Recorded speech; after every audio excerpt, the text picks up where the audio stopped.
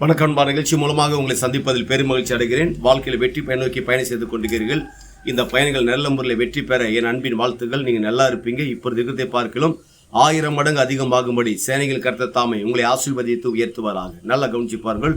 இந்த உலகத்தில் ஒரு மனிதன் 2 தேவைகளோடு வாழ்ந்து கொண்டிருக்கிறார். ஒவ்வொரு மனிதனுமே இந்த உலகத்தினுடைய பிறப்பு என்ன என்றால், தனக்காக அல்ல, பிறருக்காக வாழும்படியாகத்தான், பிறருக்கு உதவியா இருக்கும்படியாகத்தான் ஒவ்வொரு மனுஷனையும் கடவுள் இந்த உலகத்துல பிறக்க வைத்திருக்கிறார். நாம் இந்த உலகத்துல நல்லா இருப்பது இன்னொருத்துடைய வாழ்க்கையுடைய உதவிக்காகத்தான். இதன் அடிப்படையில் தான் இந்த உலகம் இயங்கி கொண்டிருக்கிறது. கடவுளுடைய கிருபையும் மனித தயவும் இந்த உலகத்துல உண்டு.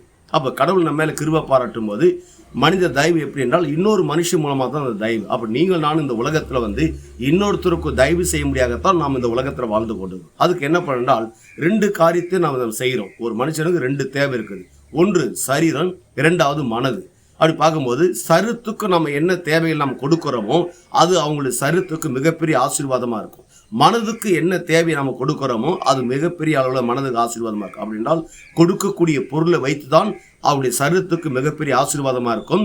அதே மாதிரி கொடுக்கக்கூடிய நம்ம பேசுகிற வார்த்தையை வைத்துதான் அவருடைய மனதுக்கு ஆசீர்வாதமா இருக்கும். அப்படின்றால் எப்படிப்பட்ட பொருளை நம்ம சரீரத்துக்கு கொடுக்கிறோம், எப்படிப்பட்ட வார்த்தையை அவங்க மனசுக்கு கொடுக்கிறோம் என்பதை நாம் தீர்மானம் பண்ணி பாருங்க. அப்படின்றால் நாம் கொடுக்கிற பொருளும் சரி, நாம் கொடுக்கிற வார்த்தையும் சரி, அவங்களுடைய ஆவிக்கும் ஆத்துமாவுக்கும் சரீரத்திற்கு மிகப்பெரிய ஆசீர்வாதமாக விளங்கக்கூடும். அப்ப நீங்கள் நானும் இந்த உலகத்திலே இன்னொரு மனிதனுக்கு ஆசீர்வாதமாக விளங்குவதற்கு அவருடைய சரீரத்துக்கு ஒரு பொருளும் அவருடைய மனதுக்கு வார்த்தை, இந்த 2ஐயும் நல்லதாக சூஸ் பண்ணி கொடுப்போம்.